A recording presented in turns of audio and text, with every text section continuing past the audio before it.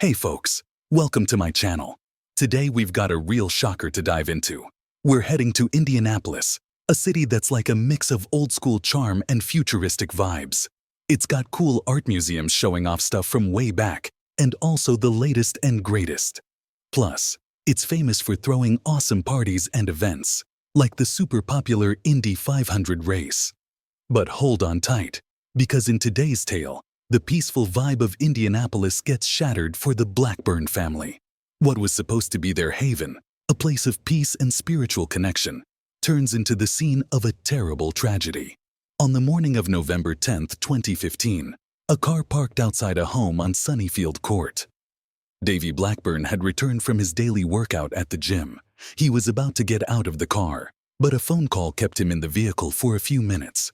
After finishing the call, he leisurely got out of the car and went into the house. When he opened the door, he froze, and the gym bag fell out of his hands. His wife was lying on the living room floor in a pool of blood. Davy was confused and badly shocked. He rushed to his beloved, gave her a cursory examination, felt for a pulse, and urgently dialed the emergency phone number. The young woman was alive. In the living room where the tragedy occurred was a complete mess. Things were scattered. The purse of the unfortunate was emptied. On the second floor of the house, a small child was crying. Emergency services arrived at the house after 8 minutes. The area was cordoned off. The house was filled with police officers and investigators. The victim was rushed to the hospital. She turned out to be 28-year-old Amanda Blackburn. But let's start in order not to miss any important details of this tragic story. Amanda Grace Buers was born on July 31, 1987, in Muskegon, Michigan. She attended school in Indianapolis, Indiana, but the family moved to Elkhart in 1995. There, Amanda graduated from Elkhart Christian Academy in 2006. As early as 2008, she graduated from Pensacola Christian College in Pensacola, Florida, with an associate's degree. Amanda grew up in a deeply religious family, where Christianity and the power of God's Word were paramount. Amanda's father was the lead pastor of First Baptist Church in Elkhart, Indiana. The religious traditions of the church, sermons, and psalter the girl knew from childhood by heart and honored them unconditionally. When other children were in a hurry to grow up to know the taste of adult life, to go to parties and fall in love, Amanda loved Jesus and dreamed of serving him. But God already loved his Amanda. After all, he had created her in the likeness of an angel, a blonde-haired slender girl with an open, kind smile and sincere intentions. But not only the girl's appearance was perfect, her thoughts and heart were also virgin. In every act, Amanda was love for her neighbor. As a teenager, Amanda took a vow of chastity and agreed not to even kiss a man until she was married. And she was always true to her word. But the girl's heart beat harder when she met her true and only love. It turned out to be Davy Blackburn. He was a native of Tuscaloosa, Alabama. The guy studied religion at Southern Wesleyan University and was also from a Christian and believing family. Davy and Amanda met on a blind date at a Hawk Nelson Christian band concert, organized by her sister and Davy's best friend at that time. They were studying in different colleges, but every vacation the lovers spent together. It was pure platonic love devoid of earthly lusts. They took walks together, shared their innermost thoughts and favorite excerpts from church books. They were never bored, for they knew how to rejoice in small things and sincerely joked with each other. Once before returning to school, Davy and Amanda had a mock milkshake drinking contest which Amanda lost. Davy then jokingly called Amanda a milk girl. Looking at her, he realized he had met the girl he wanted to marry. The couple dated long distance for a long time. They were constantly messaging each other on messengers, called each other, and chatted for hours every vacation they spent together. They were so reverent and tender about a serious relationship between a man and a woman that they visited a psychologist for a long time to learn how to communicate properly. On August 1, 2008, the marriage ceremony of Amanda and Davy Blackburn took place. After the wedding, Davy told friends that from the moment he kissed Amanda, he knew that because of God's plan, there would be a special bond between them. For the first 4 years after the wedding, The Blackburns lived in South Carolina. Davy was an associate pastor at New Spring Church under Pastor Perry Noble. But the young man wanted more.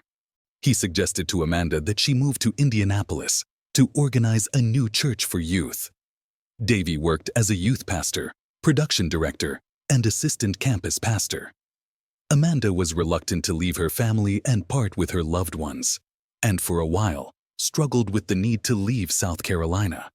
But she finally relented after her husband told her that God must have big things in store for them. In 2012, the Blackburns moved from South Carolina to Indianapolis to plant an independent high-profile church on the north side.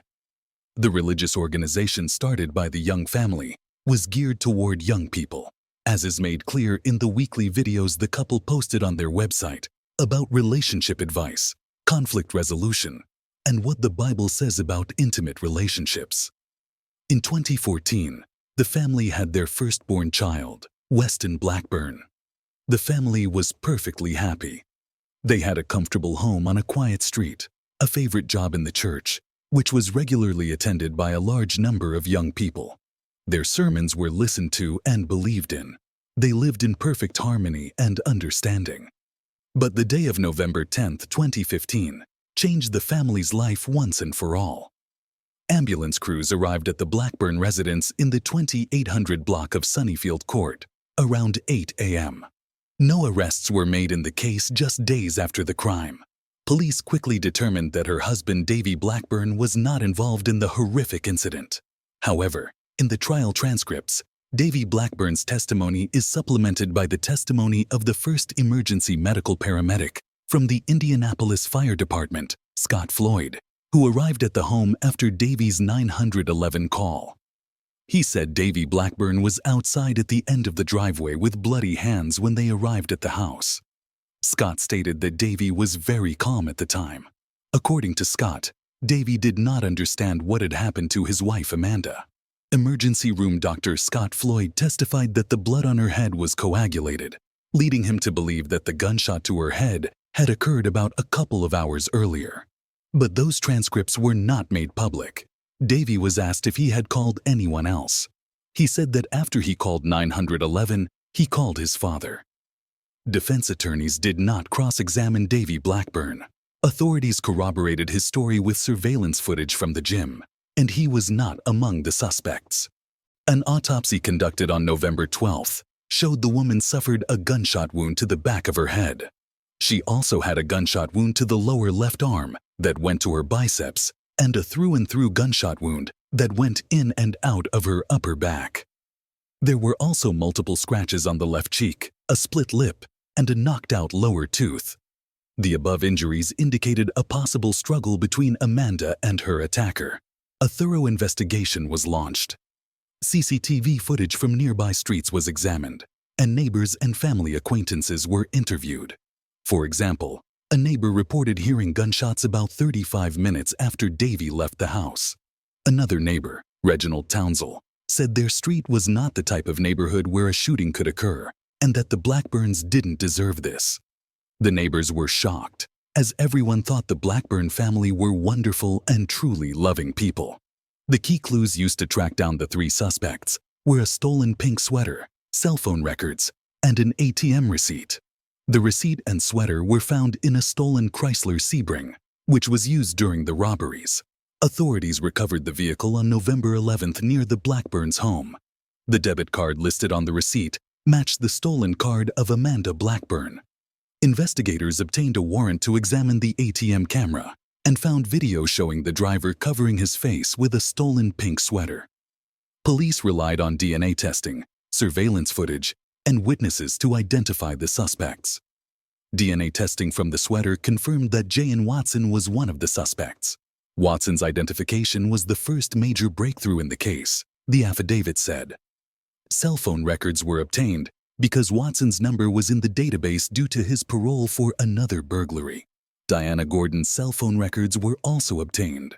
These records showed that Watson's and Gordon's cell phones were in the area when the crime was committed.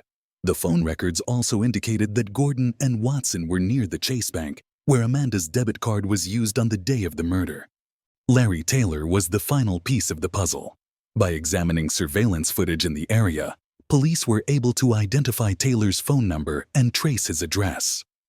In the days that followed, reports also surfaced that a gun had been found near the Blackburn home. Police said a man delivered the gun to the Broad Ripple Fire Department, claiming to have found it outside the couple's home. The gun was analyzed by crime lab technicians. After 2 weeks of investigation and detective work, police charged 18-year-old Larry Taylor and 21-year-old Jayan Watson with the murder of Amanda Blackburn.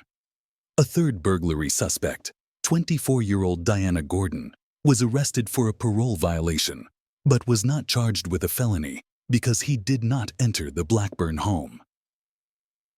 After receiving crime lab results, a gun found near the victim's home was proven to be the weapon of the crime. All 3 assailants were apprehended. When questioned, Larry Taylor said that he shot the woman twice somewhere because she jumped on him and he didn't want her to scratch him. Then, when she fell, he leaned over her body and shot her in the back of the head and bent over her, watching her bleed to death. A criminal trio came to rob the Blackburn house.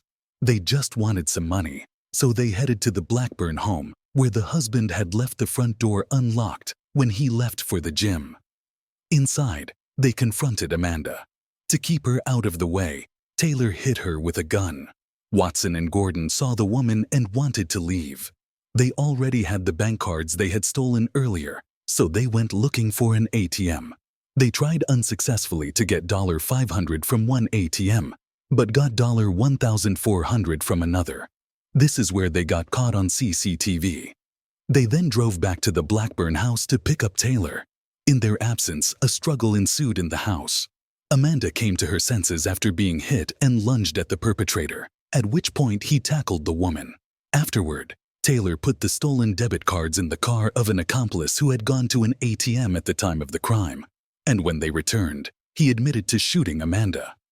Larry Taylor waived his right to remain silent and admitted to being near the scene of the burglary. He said he may have stopped in the Blackburn neighborhood, but claimed he was so confused he couldn't remember. Formal charges were filed by the county prosecutor. Larry Taylor faces 13 charges, including the very same felony after knowingly and willfully killing Amanda Blackburn. Jayan Watson is charged with a felony. Both he and Taylor face multiple charges of burglary, robbery, and theft. Diana Gordon, who was in custody due to a parole violation, also faces burglary charges. There was a 4th person who knew about the robberies, burglaries, and other crimes, but did not participate in them. He was questioned and released. The Indianapolis Metropolitan Police Department's Violent Crimes Unit worked with the gang unit and federal marshals to arrest Taylor. Police Chief Rick Height praised the cooperation that led to the arrest. The detectives worked tirelessly all day long without sleep to solve the murders in the city. With the assistance of Assistant U.S. Attorney Josh Minkler and Prosecutor Terry Curry, justice was served. Because the victim was pregnant, prosecutors said they would consider filing additional charges related to the fetus. Even though the woman's underwear was removed and her shirt was pulled up, they said there was no evidence to support the rape charges. Larry Taylor's first trial took place in December 2021, but the trial was over in seconds when it was discovered that one of the jurors had shared information about the case with other jurors. The disclosure interrupted the trial, and a mistrial was declared. The final trial was held in October 2022. Subsequent jury selection was more thorough. The county drew more than 100 people as possible jurors. Each had to fill out a 16-page questionnaire so attorneys could assess whether they could reach a fair verdict. Larry Joe Taylor was sentenced to 86 years in the Indiana State Correctional Institution for the murder of Amanda Blackburn and for additional charges related to a burglary from a home. Diana Gordon and Jayan Watson agreed to plea agreements and testified against Larry Taylor at trial. Both received sentences ranging from 20 to 35 years in prison. Jayan Watson and Larry Taylor are currently incarcerated in the Marion County Jail. A murder conviction in Indiana can send a person to prison for 45 to 60 years, and some are punishable by life in prison or the death penalty. Prosecutors filed a motion to enhance Larry Taylor's sentence. which means he could face an additional 20 years in prison because Amanda Blackburn was pregnant when he allegedly massacred her. Davy Blackburn, the church's pastor, said he is relieved that those responsible for killing his wife have been caught and will not be able to harm anyone else. Amanda Blackburn's death has resonated with thousands of people, including the state's chief executive. Her funeral at a Christian church was attended by more than 2,000 people. Among them was Governor Mike Pence. The resident church has set up a donation page to help pay for Amanda Blackburn's funeral and medical expenses. Davy Blackburn said he is hopeful for a judicial system that will certainly show wisdom to the people who have caused his family so much pain. Incredibly, he has repeatedly reported that he has decided to forgive Amanda's killers. "I was very relieved to learn of the arrest," he told reporters. "Although everything inside me wants to hate, be angry, and despair, I choose the path of forgiveness, grace, and hope." Amanda Blackburn's case has generated significant interest across the country, with coverage appearing in national and international media. Davy Blackburn changed his role from that of an unhappy husband to that of a popular blogger. He began to capitalize on his tragedy and recorded multiple podcasts and videos, which he called Nothing Wasted. He began appearing on TV stations and speaking out about his wife's death, repeating over and over the pain he had experienced and recounting the tragedy. But he didn't seem unhappy. Amanda's death made Davy not only famous but rich. The fact that he received an insurance payout after his wife's death does suggest that he didn't accidentally forget to lock the door that day on November 10, 2015, didn't he? What do you guys think?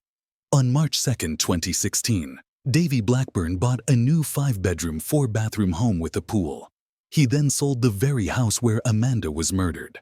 For an unhappy husband who lost his beloved, Davy was pretty happy.